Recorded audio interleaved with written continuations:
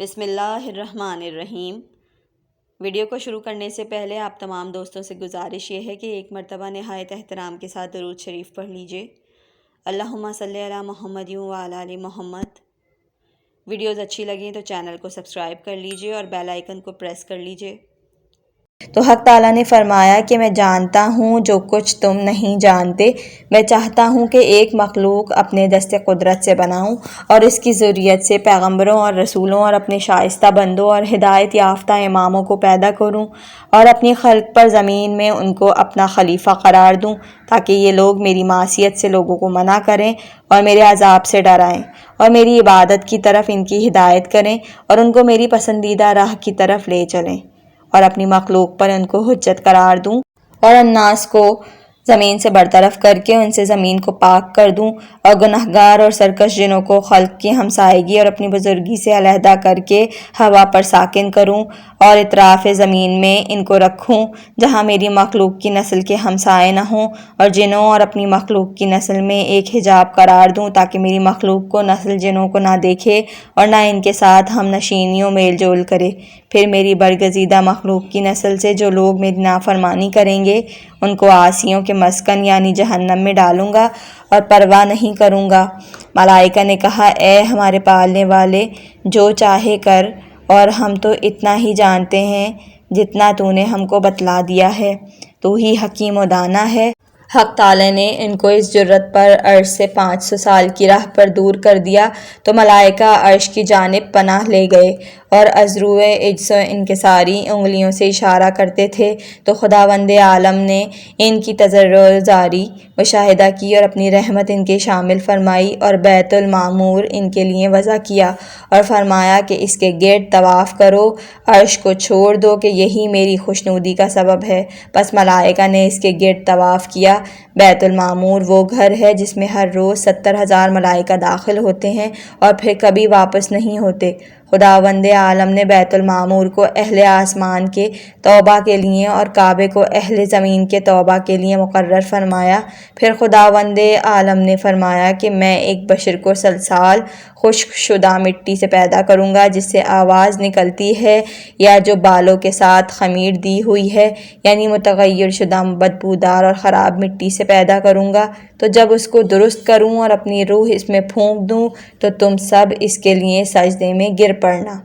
یہ خلقت آدم کے متعلق خدا کا مقدمہ تھا قبل اس کے کہ ان کو خلق کرے تاکہ اپنی حجت ان ملائکہ پر تمام کرے۔ امام محمد باقر علیہ السلام نے فرمایا کہ ہمارے پروردگار نے کچھ آب شیریں کے ساتھ خاک کو اپنے دست قدرت سے گوندھا اور کہا تجھ سے اپنے پیغمبروں، رسولوں، شائستہ بندوں اور ہدایت یافتہ اماموں کو جو بہشت کی طرف لوگوں کو بلائیں گے اور ان کی پیروی کرنے والوں کو روز قیامت تک پیدا کروں گا اور پرواہ نہ کروں گا اور کوئی مجھ سے سوال نہ کرے گا جو کچھ میں نے کیا ہے اور ان لوگوں سے سوال کیا جائے گا۔ پھر کچھ آب و شور لے کر خاک میں ملایا اور فرمایا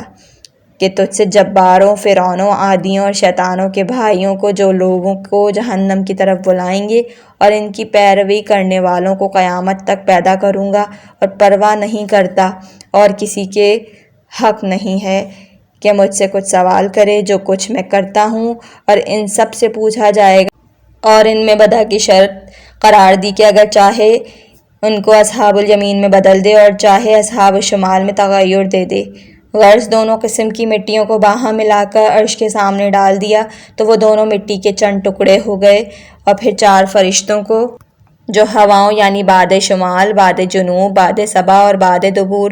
پر موکل ہیں حکم دیا کہ ان مٹی کے ٹکڑوں پر ہواؤں کو چلائیں تو ان ٹکڑوں کو ایک دوسرے سے ٹکرا ٹکرا کر پارا پارا کیا اور اصلاح میں لائے اور سودا و خون و صفرا و بلغم ان 4 طبیعتوں کو ان میں جاری کیا۔ سودا باد شمال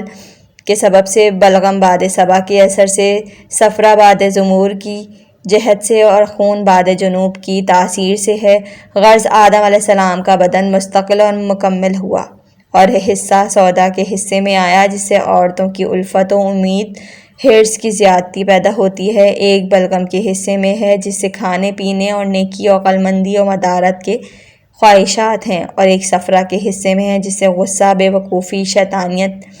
جبر و سرکشی اور کاموں میں عجلت پیدا ہوتی ہے، اور ایک حصہ خون کے اثر میں ہے جس سے عورتوں کی محبت و محرمات کا ارتکاب اور شہوتیں ظاہر ہوتی ہیں۔ حضرت علیہ السلام نے فرمایا کہ اسی طرح ہم نے کتاب امیر المومنین میں پایا ہے، غرض آدم علیہ السلام کو خلق کیا اور وہ 40 سال اسی صورت بستہ پر قائم رہے، اور شیطان ملعون ان کے پاس سے گزرتا تھا تو کہتا تھا کہ تو امر بزرگ کے لیے پیدا کیا گیا ہے، اور کہتا تھا کہ اگر خدا اس کے سجدے کا حکم دے گا تو بے شک اس کی نافرمانی کروں گا۔ پھر خدا نے روح کو آدم علیہ السلام کے جسم میں پھونکا۔ جب روح آدم علیہ السلام کے دماغ میں پہنچی تو چھینک آئی تو کہا الحمدللہ۔ حق تعالیٰ نے خطاب کیا یرحمک اللہ۔ حضرت امام جعفر صادق علیہ السلام نے فرمایا کہ رحمت نے ان کے لیے سبقت کی مخالفین کے طریقے پر۔ عبداللہ بن عباس سے منقول ہے کہ رسول خدا صلی اللہ علیہ وآلہ وسلم نے فرمایا جب اللہ تعالیٰ نے آدم علیہ السلام کو خلق فرمایا تو اپنے پاس کھڑا رکھا